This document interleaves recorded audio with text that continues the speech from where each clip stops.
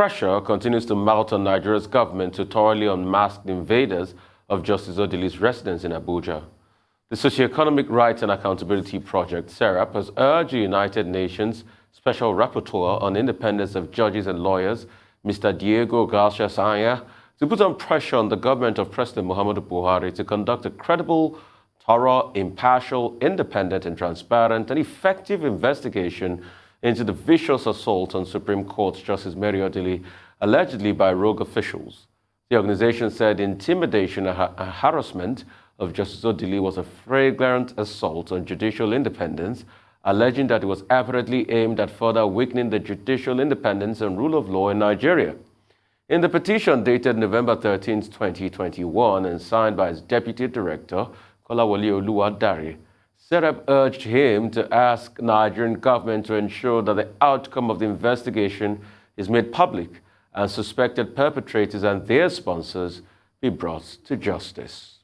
Tundu, your take on this? Well, the dust is not settling, is it, on this matter, and rightly so. The way Serap has put it in the strongest terms, how it's an attack on judicial independence, is actually part of a pattern. We've seen this happen before. I believe it was 2016, that midnight raid on the homes of judges. You don't show up like the Gestapo, and then everybody pretends that it's some random people. Like we've had that, the 14 people paraded by the police, which has managed to convince absolutely no one, frankly, which is why this continues. There is a palpable sense that there's a lot more happening than we are being told. And the issue of the magistrate that issued the search warrant, the fake this person and the fake that and the cleric and all of this, it's quite clear none of those people would have the wherewithal to launch this kind of an attack on Justice Odili, and it was an attack on her. So we need to know exactly who is behind this. And I think the more opacity around this continues, the less credible the response from the federal government, particularly the Attorney General, will be. He has been put in the uncomfortable position of having to deny any wrongdoing, any involvement in this. But if I were him, that would make me even more determined to find out and unmask exactly who is behind it, because people keep pointing the finger at him. The NBA is also not letting go of this matter. They're going to continue to investigate it. And I'm sure this is not going to be allowed to die down the way previous ones have been allowed to die down. This is part of a pattern, and that pattern ends now, hopefully. Dr. Abati? Well, hopefully. I mean, okay. I guess we discussed this a few days ago, but the subject has come up again, so further comments will be useful.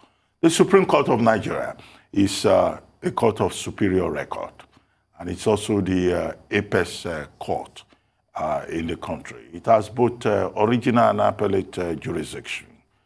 Now, the justices, their lordships who sit on the bench in the Supreme Court, they have very serious responsibility in terms of determining the rule of law and the direction of stare decisis in the country. The law is what the lawgiver says it is, but the Supreme Court also constitutes an important source of law. Now, those who target Supreme Court justices, trying to humiliate them, this is not the first time it has happened. This is the second time it's happening to Justice Mary Odili. It has also happened to other justices of the Supreme Court, including, some may well add, Justice Walter Onogen, former, or if you like, emeritus, Supreme Court Chief Justice.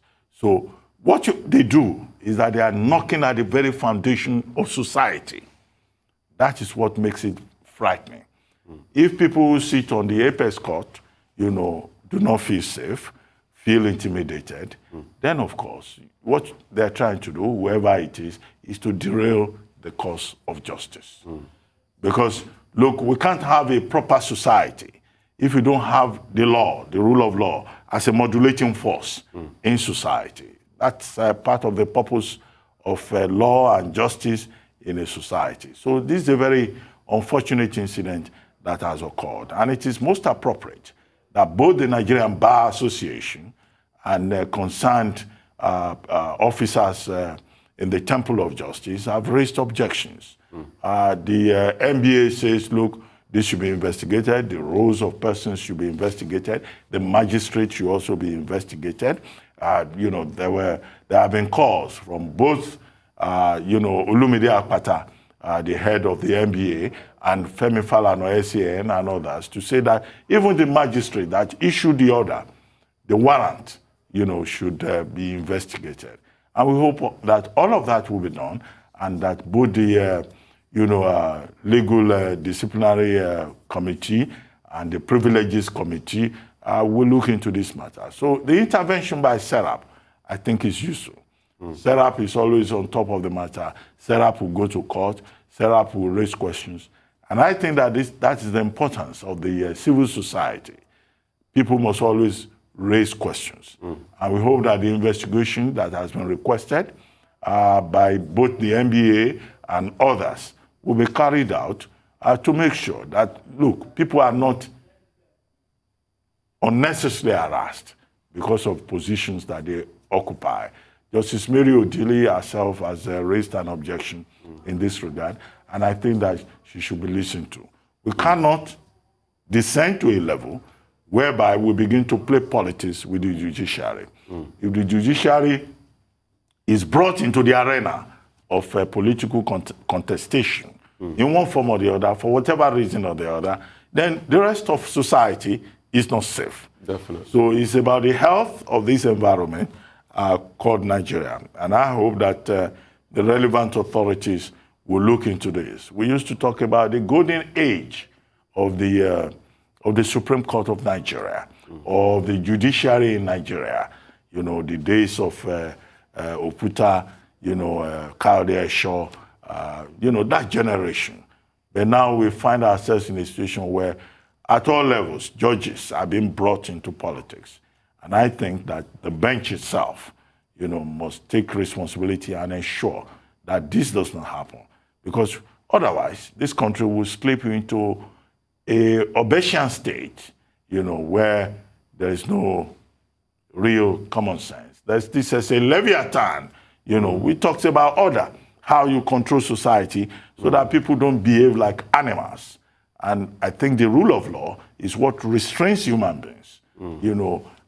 Thomas Hobbes, that's the author of Leviathan. The Leviathan, So if you don't have that state, which is structures, with the rule of law at the apex of it, then you have a country of animals running riot all over the place. So we need that order, and we must have boundaries. So Serap, yes, Serap has many cases in court. It wins some, it loses some, but I think it's a very good agency reminding us that a society must have conscience and that there are basic principles within the international order and system that people must not violate. I think at times like this, maybe we need to go back and dust our books and read, like you said, Thomas Hobbes and maybe probably Jean-Jacques Rousseau, The Social Contract, Yes. Make us understand what society should be like. Thank you so much for your views, Dr. Abati and Tunde this morning. That's all on News Headline. We take a short break. When we return, we'll have Rotus, Michael, Aaron, and Kejal give us updates on Africa, global business, and sport activities across the globe. Stay with us.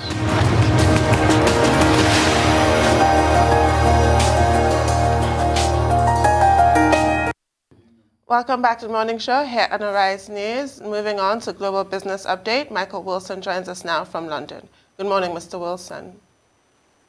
Good morning. China shares trading rather low. It's all a bit mixed as far as Asia Pacific's concerned. Mainland China stocks down about 0.3%. Don't really know why that is, because the data out of China's not that bad. Industrial production growing, and more or less retail sales as well, much higher than they were a year ago. So a bit of a mystery there, but it's the way that these things often happen. Trading's mixed when there's nothing massive to look forward to during the week, and there's no big data this week. I'll come on to what the main concerns will be at the end of my report. As far as COP26 is concerned, as you probably know by now, that final deal in inverted commas was actually watered down. I'm sure the doctor and I can talk for a long time about whether or not this actually achieved what it was going to achieve. There were some good signs out of COP26, but here's the thing. There was a thing about working towards ending coal consumption.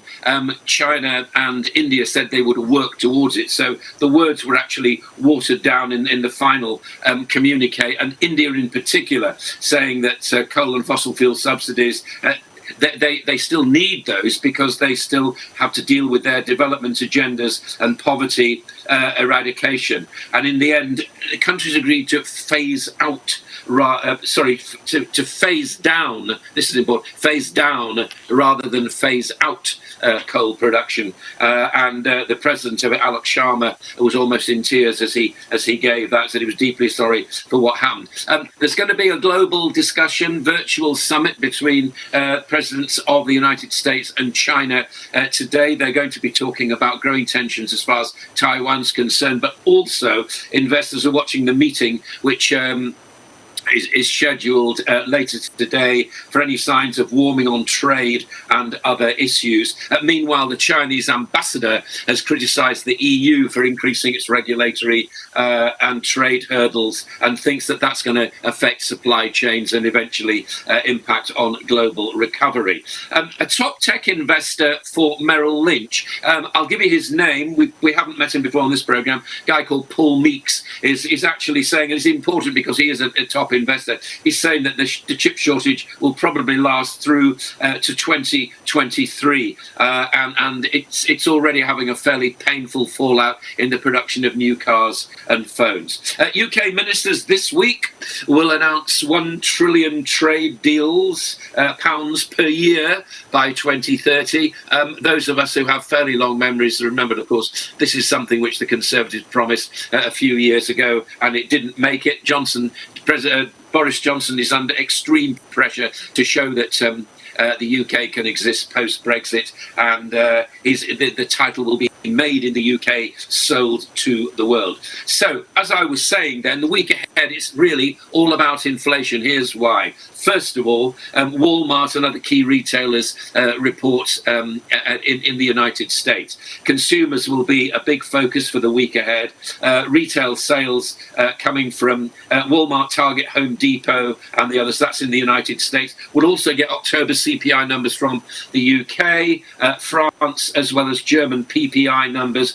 There's no real signs of danger, really, as far as inflation is concerned. We know it's there. The fact of the matter is that the world now seems to be bipolared between those who think central banks ought to be reacting very quickly and raising interest rates, and also some central banks saying, no, we won't, we'll wait to see.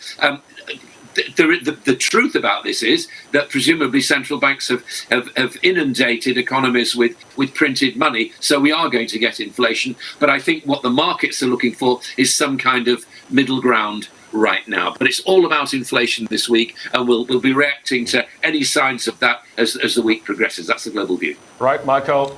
Inflation. I can't bang on this enough. Janet Yellen is saying all of this is based on COVID. I mean, I don't know what tea leaves she's reading. She's saying this is based on COVID. Once we solve COVID, it will come down. And that's the narrative some people across the pond in America are pushing with the Fed. But I am also seeing CPI numbers that are not good. CPI numbers, the highest in 30 years. People are crying about increasing gas prices and the likes. In Spain, real estate prices at an all-time high. What is happening? Are the central banks not going to ruin the world because of their inaction? That's number one. Number two, let's call what COP26 was another hypocritical move.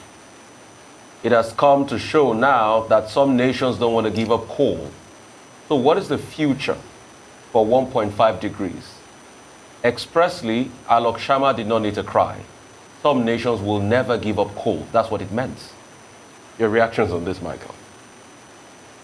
All right, first of all, as far as inflation is concerned, as I was saying, we'll be looking at this week. We know that on the one hand, there are people who say interest rates should go up straight away. There are others saying that no, central bank should actually wait. I think what investors are looking at right now, again from my market commentators this morning, not me, but actually people who are involved in the market, actually saying, do you know what we need? What we need is common ground here. We need some middle ground between these expectations because we have no indications. We've got fears We know all this. We know about the inflationary figures from the United States last week, but we do not know whether that was a spike or whether it was longer term. And we don't want to crimp off economies that are trying to come through coming through the end of the pandemic by increasing interest rates.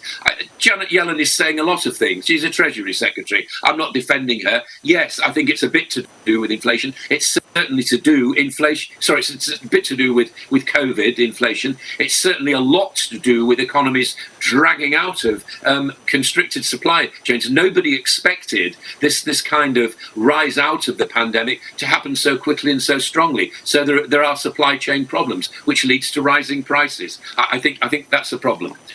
As far as COP26 is concerned, I draw this across it. I think you're wrong to be too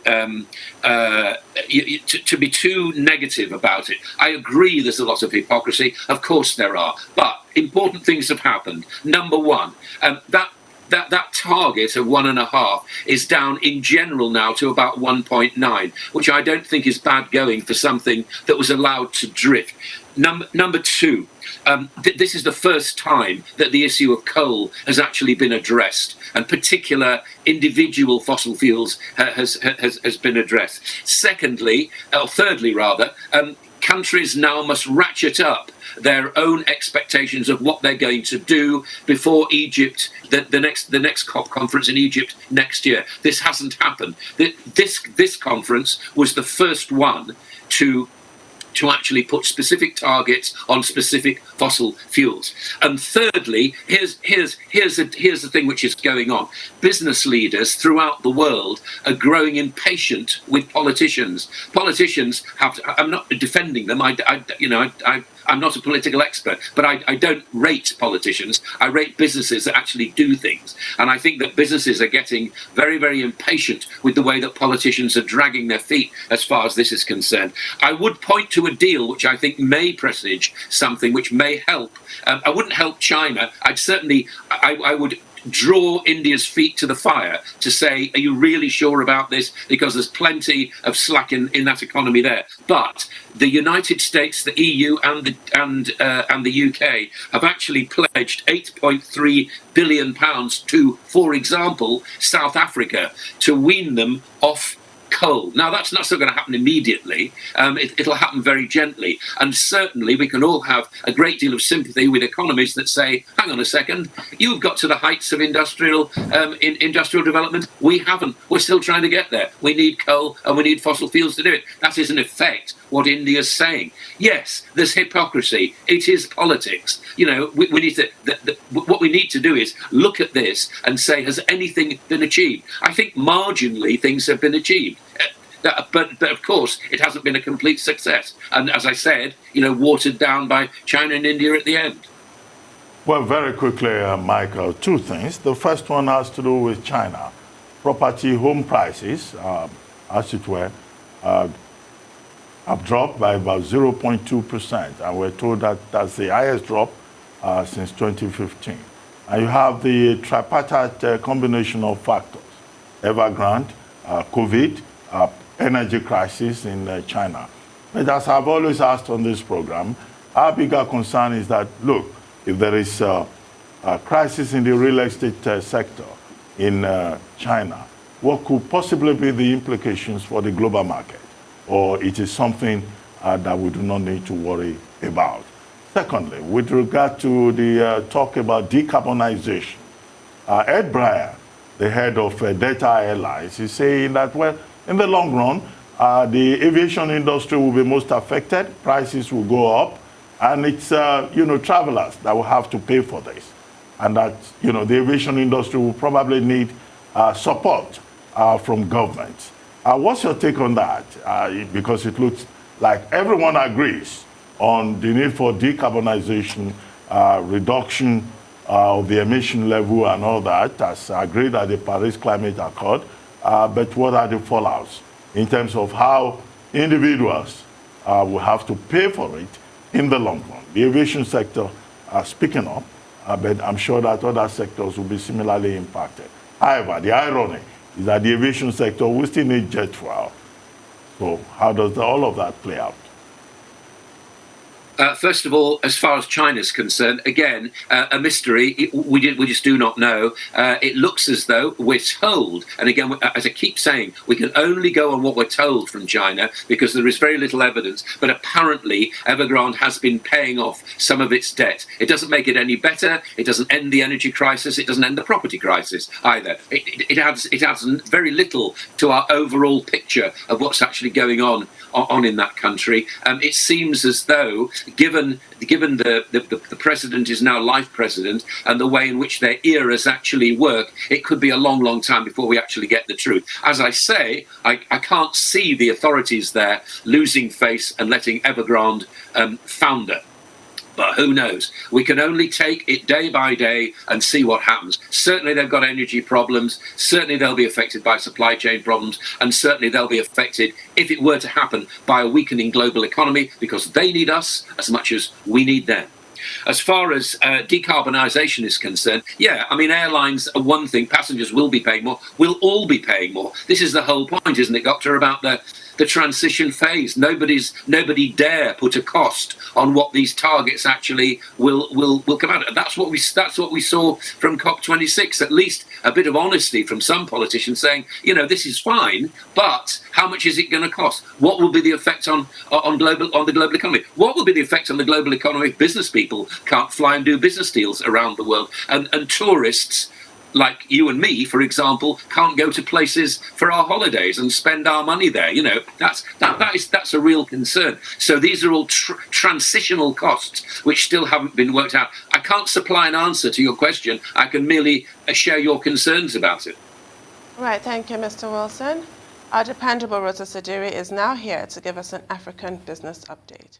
Good morning. Good morning, everybody. Yeah, so we kick off with the Intra-African Trade Fair, which is taking place in Durban, South Africa. President Buhari is going to be there at the request of Cyril Ramaphosa. Ramaphosa is going to be kicking things off today with a speech. This is, of course, meant to boost the conversation around the African continental free trade area. South Africa, most industrialized economy in Africa. However, the other nations that she's going to be trading with, they also have infrastructure challenges that need to be boosted. So that's part of the conversations that are going to be had there. There will be lots of networking. President Buhari is hopefully going to bring back investments, to Nigeria based on the conversations that are going to be had at the Intra-Africa Trade Fair. There's also the talk, I'm not sure if they will touch on this, the matter of a single currency that's supposed to facilitate trade for the African nations. Should they, repeat what's being done in the Eurozone? There's, of course, challenges with that. So Bosun Omofoya, I believe, is there as well. Remember, he was in Cape Town, South Africa last week for the Africa Energy Week. And so he's going to be in Durban as well. So hopefully hearing from a number of dignitaries that will be there. We move to jobs. Mr. Sonny Echono, who is the permanent secretary to the Ministry of Education, has said that the number of jobless figures that we're seeing, the unemployment amongst the youth, is as a result of a skills gap. Now, you want to juxtapose that with President Buhari saying that Nigeria's education system is the reason why Nigerians are so competitive and doing well abroad. So there's a bit of a contradiction there. But when it comes to this situation of trying to fill up jobs for youth, yeah, there's a skills gap, but there's also the fact that, there's just not enough jobs that are filled up, and you need to create more. So that's what Mr. Echono and the ministries have to deal with: how to create more jobs, how to upskill. Do we have the capacity to be able to upskill the youth? If you're talking about tech, and how do you get more laptops, more computers, more Wi-Fi, more electricity? So that's something that they have to do. But again, he disclosed this at a two-day vocational forum that took place, I think, Thursday and Friday last week in Abuja. To more wider diplomatic affairs, Mr. Anthony Blinken, U.S. Secretary of State, is going to be visiting this week Kenya, Nigeria and Senegal. I believe he has, when he visits Nigeria, he has a forum, a talk with entrepreneurs in Abuja. He wants to, improve, relations between the three countries and the United States. So it's his first visit to Africa that will be taking place this week. We move to the e-Naira. According to the central bank, the e-Naira has gotten about 566,000 downloads from 160 countries around the world.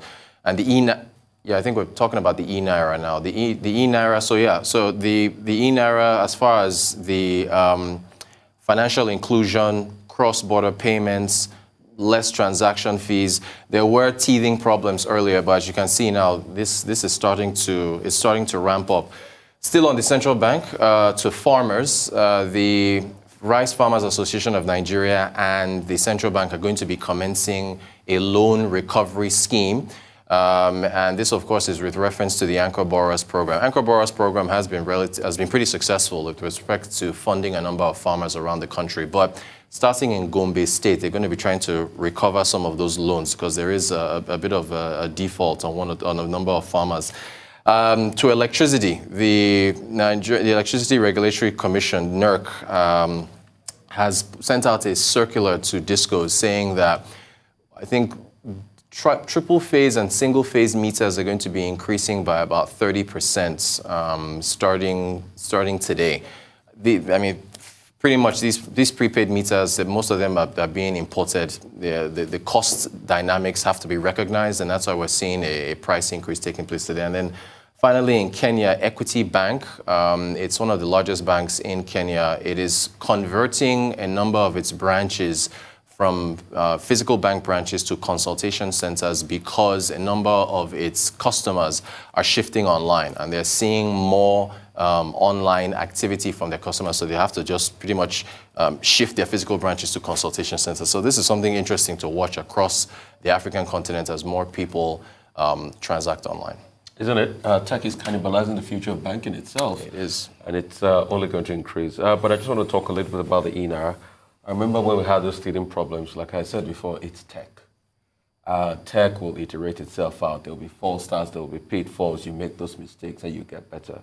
So I'm sure they've been able to look at those problems people complained about on the app, and now they fixed it. I think we should do more in adoption because that's the way to go. Like I still say, when you look at it critically, it's shocking that we're still even using paper money. Right. Over 500 years after the Ming Dynasty started anything called paper money. Right. Anthony Blinken coming, yes, in the interest of America. Intertrade summit happening in South Africa. The feel of the spirit of the movement, so like the milieu of the movement here, is the fact that Nigeria needs a lot of investment. And we need to open ourselves up to those possibilities to be able to shore up FDI. Year on year, FDI has dropped, and we need to change that. Because it's when we have foreign direct investment that we can create jobs. And for me, I don't think it's fully a problem of skills gap. That's why people are not getting jobs in this country. Yeah. I think he should do a job needs assessment in this country. I think we've not done that. In fact, you can't tell me straight up about what sectors are providing more jobs in this country. We keep saying, tech sector has the capacity of providing over 3 million jobs and everything. But those are data collected by other bodies. Right. How about you do an impact assessment and say, okay, what does the tech sector need? How many developers do we have in Nigeria? How can we increase that number? Then you tailor skills to that. Right. Then even you start even changing the curriculum and changing the requirements of the university to be able to meet those demands. But we've not even done a holistic job assessment. What sectors are providing the highest number of jobs in Nigeria as we speak today? I think that's what we should do. So it's not really about the skills gap, because these people you're saying they don't have appropriate skills. They go to Europe, they go to America, they take 1 or 2 exams, they are already in the system. Right. Nigerian doctors that you're saying they're not good enough, they go to Europe, they go to America, they go to Saudi Arabia, they take 1 or 2 exams, they take PLAB and the likes, they're already in the system. So there's a brain drain going on because there's a brain to drain. Right. I think the biggest problem we have with regard to school to work transition and the unemployment crisis in Nigeria is this misalignment between school and work. So clearly, there's a skills gap in Nigeria. The National Development Plan over the years talked about, or the National Education Policy, 60% emphasis on science, 40% on other disciplines, including the humanities. But who observes that? There's also a very serious problem with the curriculum. I think there is a need for a reimagining, a rethinking of the curriculum in Nigeria. If you look at the way we train our people from primary school up to the tertiary level, what Nigeria still does is rote learning. People are not prepared for that school-to-work transition. And that's a big disconnect. So Mr. Ichono, I think that's the name you quoted. When he talks about unemployment and this skills gap, I think he has a very good point. But the issue is, how do you think around that and try to reimagine the skill set in Nigeria? We're living in a very competitive world. We're in the world of artificial intelligence. We're in the world of cutting-edge technology and entrepreneurship. There are many things that, you know, if you look at the curriculum in the United States, in the UK, in other countries in Europe, that they are reimagining in terms of how they prepare their youths, their young people for the future, that we're not doing here. We're still using analog system to produce people for a digital system. And that's why I've consistently argued for a rethinking of the school system to be able to prepare people for the future. And the beginning point will have to be the curriculum. I mean, we don't even train people for entrepreneurship. We don't train people for adaptive skills. We're not training people within our educational system to be able to compete in the world. Smaller countries are training their people for the future. Now, as for the Anchor Borrowers Program, yes, great initiative by the Central Bank of Nigeria. Over 300 billion naira already deployed. Several categories of farmers have been supported, collecting this money. Over 3.4 million hectares of land are supported across the country. But Nigerians must know one thing. When you are given a loan, you must repay it. Yes. The big problem we have in this country is that when government comes, Anchor Borrowers Program, Bank of Industry Initiative, they think it's their own share of the national cake. It's not your own share of the national cake. People take loans from government, they acquire more wives. They change their wardrobe, they throw parties. But, we need a different kind of culture, for people to know that, yes, government has a commitment to support sectors, industry, and all of that. But the whole idea is to pay back. But with the Anchor Borrowers Program, we have the CBN telling us that on the average, this has been a very successful program. But if the CBN now has to go out on a mission to collect loans back, it's a reflection of culture. And the kind of culture that thinks, people have a sense of entitlement in Nigeria to take their own share of the national cake. Well, there it goes again with civic rights and obligations. Everybody forgets their obligations. And the proof of the pudding, really, with the Anchor Borrowers Program is with repayments. You brought a story recently about 80 to 100% of entrepreneurs who got loans from the Bank of Industry not paying back, which is nothing short of disgraceful. Right. I hope the farmers are better. And there's an overarching theme in some of the stories that you brought. The story about Kenya with the bank branches closing. Anthony Blinken, if you look at his agenda in different countries in Africa, Ethiopia and Sudan, you count your blessings that you live in Nigeria, frankly. And when he gets to Nigeria, he's talking to who? Digital entrepreneurs. That skills gap story, which there is a yawning skills gap in Nigeria. I mean, I don't have empirical evidence for you, but I have anecdotal. Employers all over the country, HR departments all over the country, wringing their hands, pulling out their hair, all kinds of different responses to the fact that that skills gap does exist. If you're not averse to change, you can really grasp this as such an exciting time to reorientate Nigerian youths and our students and the way we go about things in our curriculum, like you mentioned. It has to go all the way down to that level. But if you are adverse to change, this is how we're going to sit here complaining for the next 30 years while everybody leaves us behind. So no, you cannot be more correct. Skills gap. Look at The Guardian in those days. We had to create a training department because we were getting graduates from Nigerian universities who could not write a successful paragraph. Wow. Some of them with master's degrees. So there's a skills gap in this country. People have certificates that they cannot defend. They have skills that they cannot supply. We need to work at that school-to-work transition. Indeed. Well, thank you so much.